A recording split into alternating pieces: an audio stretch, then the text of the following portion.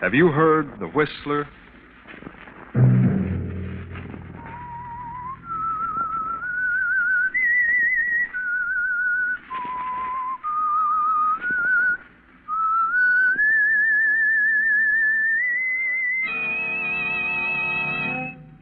I'm the Whistler. I must kill Henry. I must kill Henry. That was Ambrose Brent, official of an airplane plant. He found strange notes in the night. You better get away, Ambrose. Take a good long rest. The sooner the better. That was Henry Pierce, Ambrose's partner. He was growing fearful of Ambrose. Get this prescription filled, Ambrose. It'll make you sleep. And you'd better get away. And that was Ambrose's friend, Dr. Fenwick. And this is Ambrose's wife, Doris. What's happened, Ambrose? Look at me. What have you done?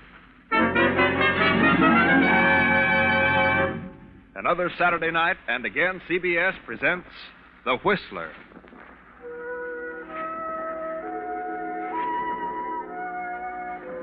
And I, the Whistler, know many things, for I walk by night. I know many strange tales, many secrets hidden in the hearts of men and women who stepped into the shadows. I know the nameless terrors of which they dare not speak. And so I tell you tonight the strange story of Notes in the Night.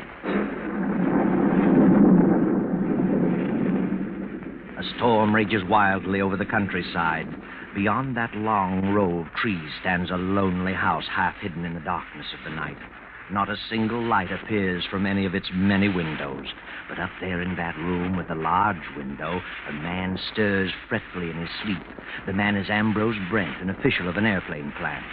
But it's not the storm that stirs his uneasy slumber. It's something else, something far more sinister, something that has happened many times in the past few weeks.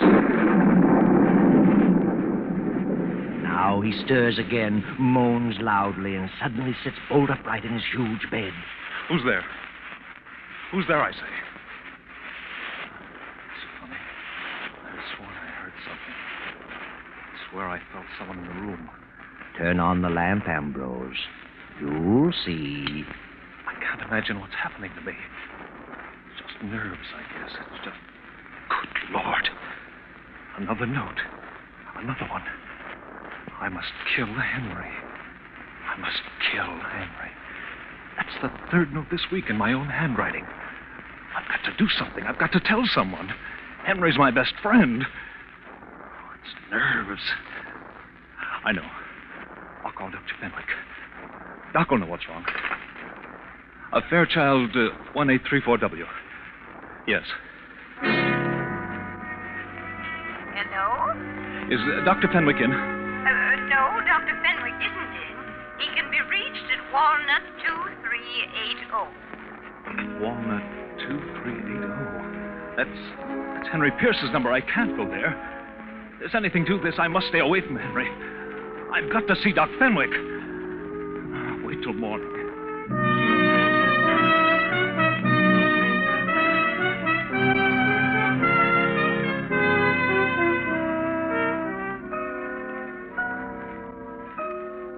Well, hello, Ambrose.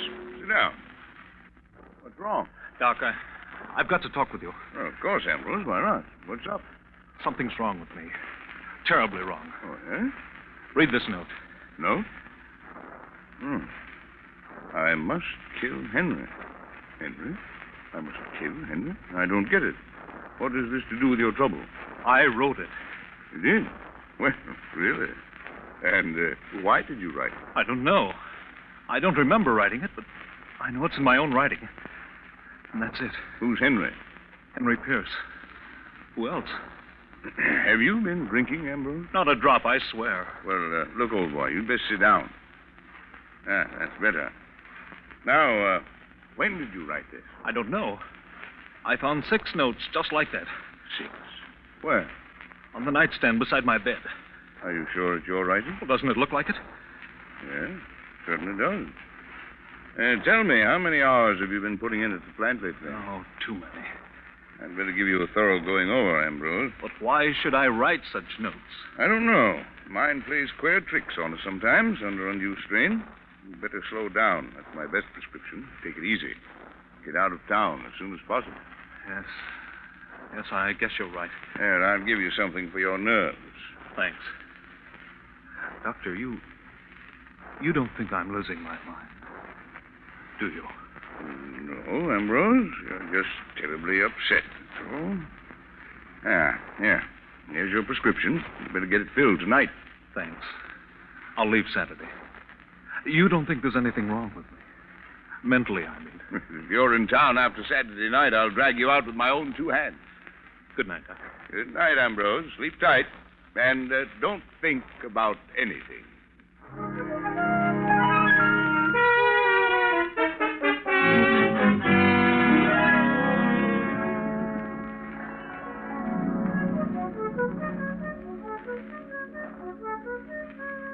Ambrose, why don't you take a little vacation? What do you mean, Henry? Have you been talking to Doc Fenwick? Fenwick? Of course you have. He told you all about it. About what? I feel better than I've felt in years. I'm in excellent condition. Do you hear? Certainly I hear. What's wrong with you, Ambrose? Nothing. If you act like this, I'll be forced to agree with Doc Fenwick. What has he said? He just said you were overworked. Well, he doesn't know everything. Ambrose, you'll please me very much if you'll take a little vacation. Did Doc Fenwick tell you what was bothering me? Yes, he did, Ambrose, and I think you'd better get away as soon as possible. Oh, I'm sorry, Ambrose, but don't worry. Everything will be all right. Then you're not worried? You're not upset about it? Certainly not. Why should I be? Please believe me, Henry, I wouldn't do such a thing. I've never even thought of such a thing. I'd kill myself first. You do believe me, don't you? Huh? Why, of course I do, of course. I wouldn't kill you. I have no reason. Shall I drive you home, Ambrose? No, I'll get home. I'd better leave tomorrow, hadn't I? I'll go up to my place in the mountains. There's no one there. My wife has gone to Palm Beach. Yes, Ambrose. You better leave tomorrow. Yes. Doris will be back from Palm Beach in 3 weeks. That'll be long enough. I'm sure you'll find things different when you return. Quite different. Good night, Henry. Goodbye, Ambrose. Sleep tight and don't think about anything.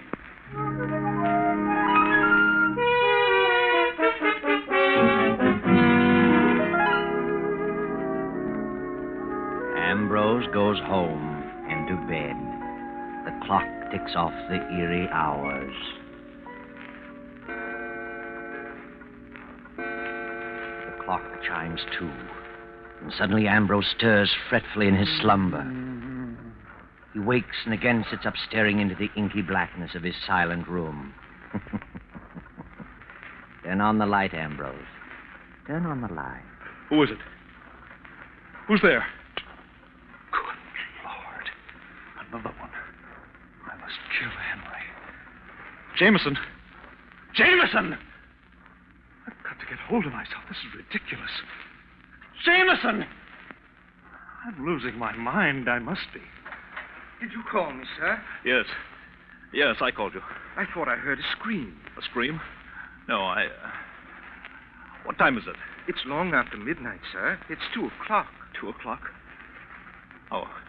Pack my bag. Order my plane to be ready in 30 minutes. Where are you going, sir? It doesn't matter. Yes, sir. I've got to get away. I've got to. 2:15.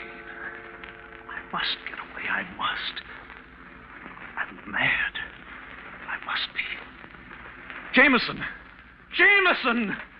The car is at the door, sir. Then come on with the bag. Where are you going, sir? I don't know where I'm going, Jameson. Understand? Yes, sir, I understand. Good night, Jameson. Goodbye, sir.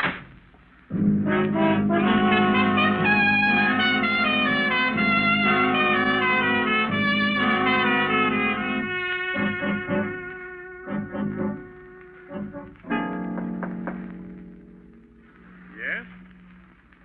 Yes? Who is it? What do you want? Come in. Ambrose, is that you? What on earth are you doing here at 2:30 in the morning? What's wrong? I say, what's wrong with you? I must kill Henry. I must kill Henry. Ambrose, put up that gun. No, don't, Ambrose. Don't. I must kill Henry. Don't, you're mad. Don't come near me. Don't. Ambrose.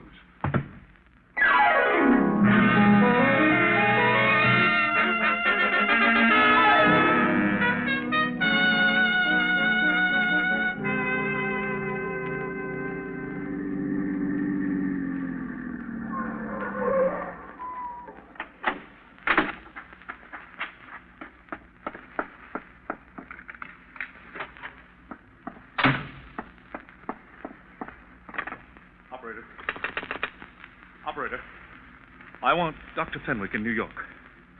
Fairchild, 1834W. Please. It's Dr. Fenwick's residence. Make it person to person. This is Crust Line 142. I've got to talk to someone. I've got to. I can't stand this silence, this being alone. Hello? Oh. I see. No, never mind. I'll call tomorrow. Put up your hands. Don't move. Doris! Ambrose! What on earth? What are you doing here? Why, what are you doing here? I thought you were in Palm Beach. What are you doing up here in the mountains? I changed my mind.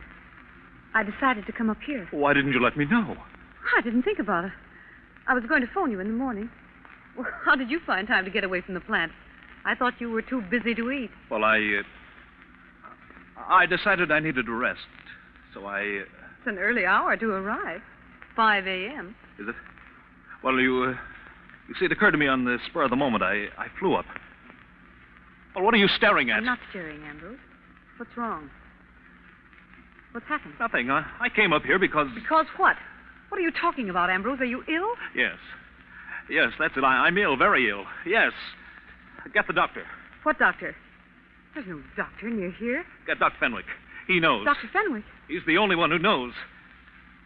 Except Henry. Are you out of your mind? No, I'm not. Do you hear? It's a lie. I'm not crazy. I won't be crazy.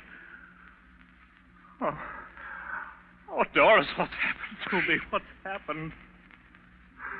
Oh, poor Henry. Ambrose, look at me.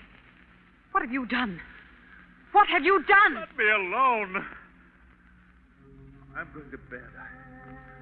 I want to get some sleep.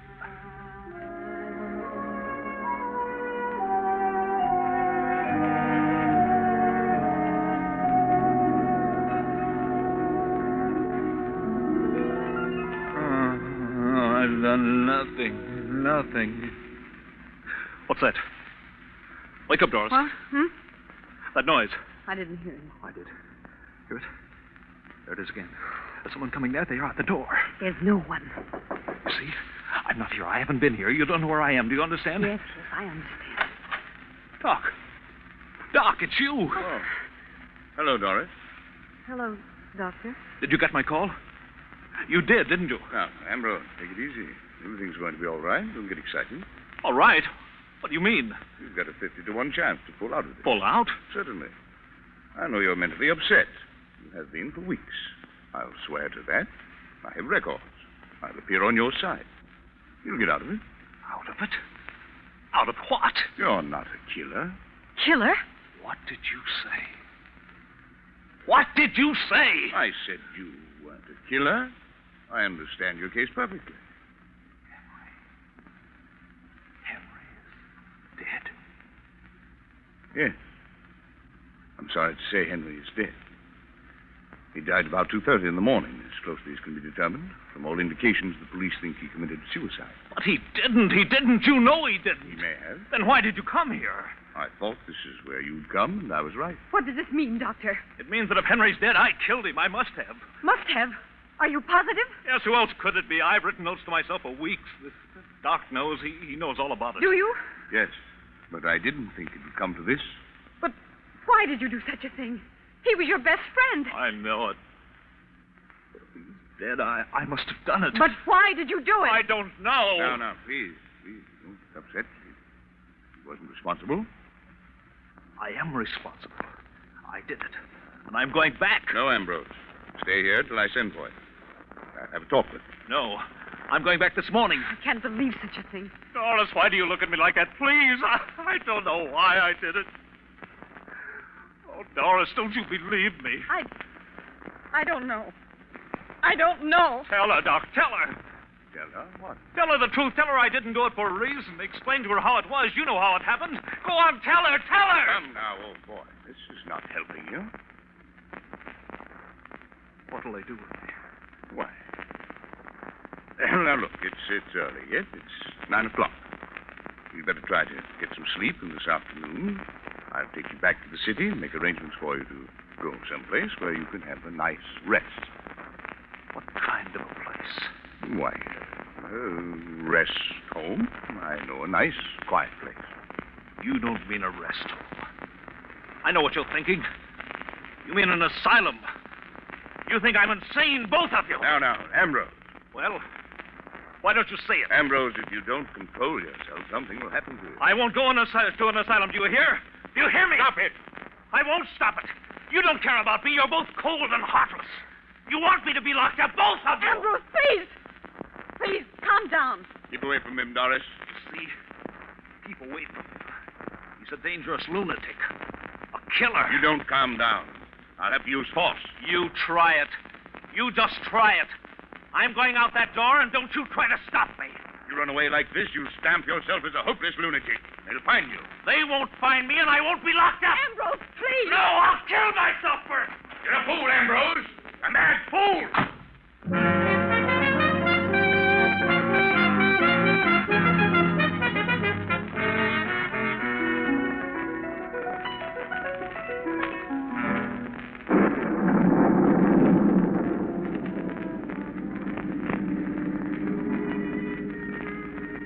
Now you've done it, Ambrose. You've really made a mess of things. You're a fugitive now.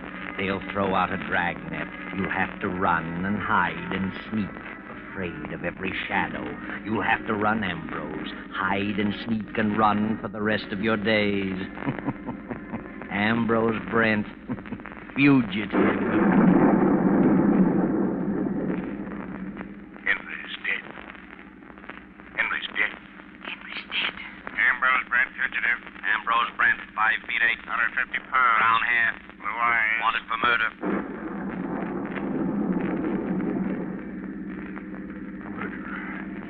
Fugitive. Lunatic. Padded cell. Lunatic. Padded cell. Lunatic. Hurry, Ambrose, hurry. More gas. Step on it.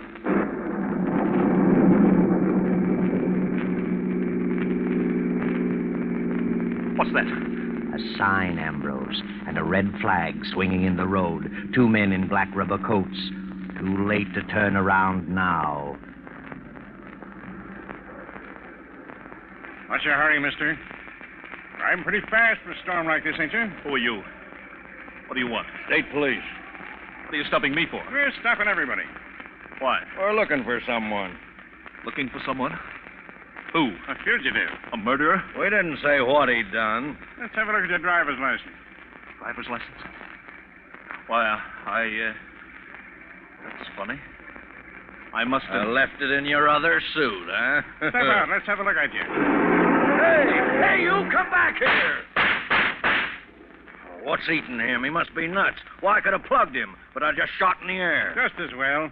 He wasn't Mike Coretti. I could make 2 of him.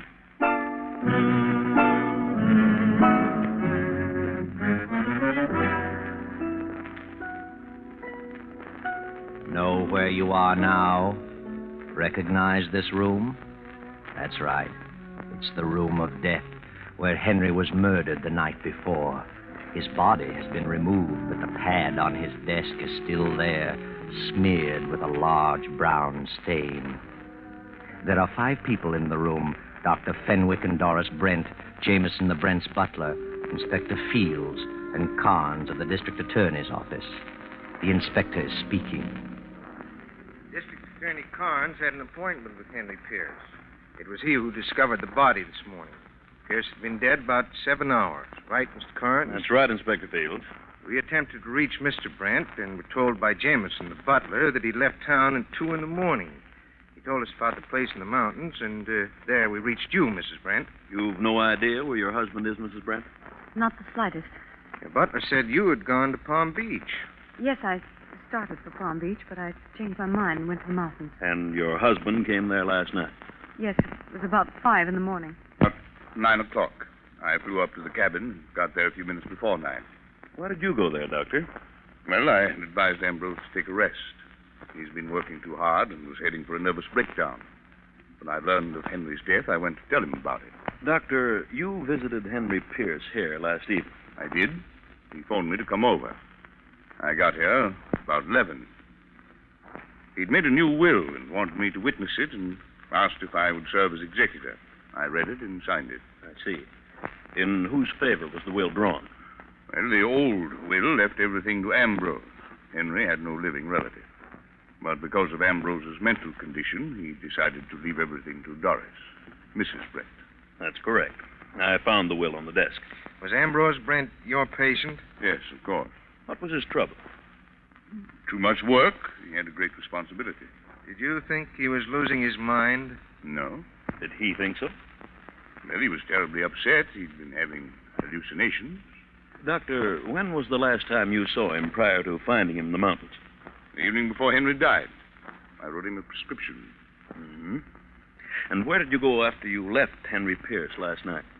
I told my servants that I was going out of town for a holiday, but it was storming so when I left Henry that I decided to stay at my club.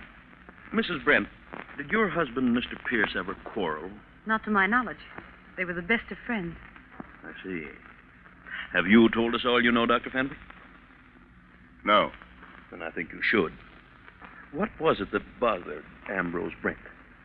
Well, he said he had been writing himself notes.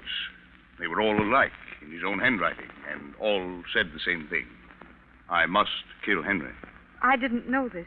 Certainly not. That was the patient's private business. I thought that if I could get him away for a rest, he'd pull out of it. There you are, Carnes. Must have been on his mind. Yes, but what's the motive? An unbalanced mind doesn't always need a motive. Then you think Ambrose did it? He loved Henry like a brother. If he did it, he was completely out of his mind. Believe me.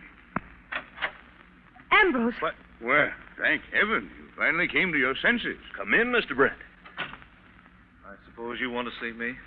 I'm Inspector Fields, Police Department. This is Mr. Carnes of the District Attorney's Office. Yes, I know Mr. Carnes. I thought you'd gone on a little vacation, Mr. Brent. I had gone, but not on a vacation. Mr. Pierce told me you'd gone for a couple of weeks. I was going on a vacation, but something changed my mind. Oh? What was that? You know. You know why I've come back. Henry's dead, and I killed him. When did you kill him? I don't know. Must have been last night. Why did you do it? I wish I knew. I recall neither the crime nor the motive. But I'm sure I did it. Why are you so sure you did it? Because of these notes, 6 of them. I've been writing notes to myself for weeks. Read them. Are they in your own handwriting? Certainly. But I don't remember writing a one. I must have some form of amnesia. Hmm? When I heard Henry was dead, I tried to run away. I couldn't stand the thought of an asylum, but the faster I ran, the more I hated myself, so I came back to get it over with. It's a great relief. Now, Mr. Brent, compose yourself. Mr. Brent, did you know that Henry Pierce made a new will last night, leaving his estate to your wife? What? Why should he do that? Well, perhaps he was worried about you. Of course. Why shouldn't he be? He knew I was acting strangely. Take a look at this will. Is that Henry's signature? Certainly. You're sure it isn't your writing? It is not. I couldn't copy his signature if I tried. It's just a bunch of scrawls. Mm-hmm. Oh, Mr. Brent, take this pad and write on it, I must kill Henry. Please, isn't that being a bit brutal? Go ahead, write it. There you are. Good. Now write the date on it. They weren't dated. Well, write it anyway. Write the date in numerals. Don't name the month. There it is. Thank you. Now you write the same, Mrs. Brent. There. Thanks. Now you, Dr. Fenwick. There you are. Mm-hmm. Well, The notes you got were certainly in your own handwriting, Mr. Brent. I told you that. Why waste so much time? I came back to get it over with. I'm tired. There, you need some sleep, old man. You'll feel better after you've had a nap. I can't sleep. I haven't slept for days. You should have. You've been taking that medicine I gave you. I didn't get it. I didn't want to sleep. I just wanted to get away. Here's the prescription, still in my pocket. Prescription? May I see it, please? Thank you. What is this medicine, Doctor? It's intended to induce sleep, but he's so stubborn he wouldn't take it. If he had, this wouldn't have happened. Inspector, take a look at this note written just now by Mr. Brent. I must kill Henry. And the date. 5/14/42. May the 14th, 1942. Now, Mrs. Brent's note. I must kill Henry. 5/14/42. The same. Mm-hmm. And now Dr. Fenwick's. I must kill Henry. 14/5/42. Now read the date on the will. 14/5/42. What does that mean? There aren't 14 months. And now look at the date on this prescription. 14/5/42. Well, I'll be darned. What does it mean? It means that Dr. Fenwick was educated in Europe, where they indicate the day of the month first, then the month. The 14th day of the 5th month. What?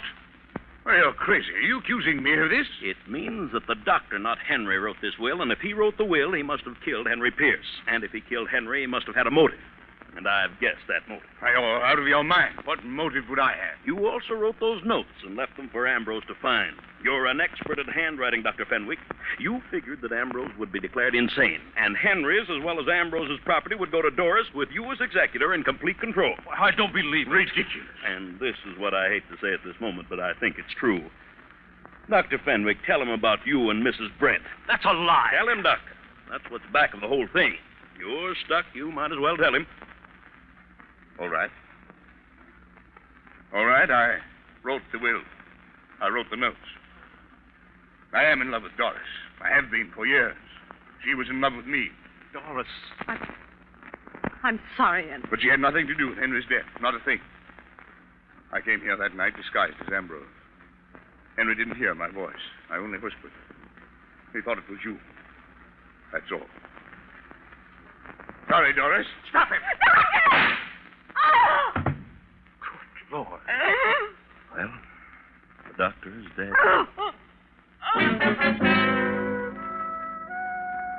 The doctor's dead, yes. But that's not all, not quite. There's something troubling the inspector, and you, Ambrose, and you too, Doris. How was it that Mr. Carnes first got wise to the doctor? How did the doctor slip up? How did he show his hand? I know. And so does District Attorney Carnes. Go ahead, Mr. Carnes. Tell us. Well, the doctor said he had gone to the cabin to tell Ambrose of Henry's death. He arrived at the cabin at 9 a.m. I didn't discover the body till 10 a.m. and gave strict orders that it was not to be announced until we'd inspected everything thoroughly.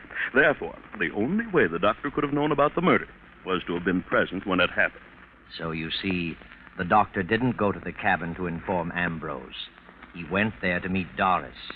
And when he was surprised by Ambrose, he used the death of Henry as an excuse for his coming.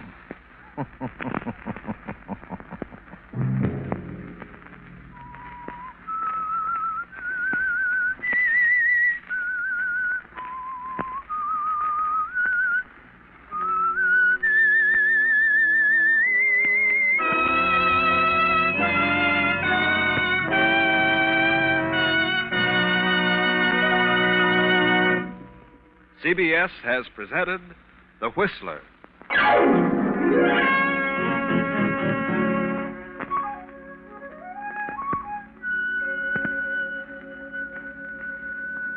Original music for this production was composed and conducted by Wilbur Hatch. Tonight's Whistler story was written and directed by J. Donald Wilson and originated from Columbia Square in Hollywood. Next week, same time, I, the Whistler, will return to tell you the incredible story of the Draft of Death. Good night. This is the Columbia Broadcasting System.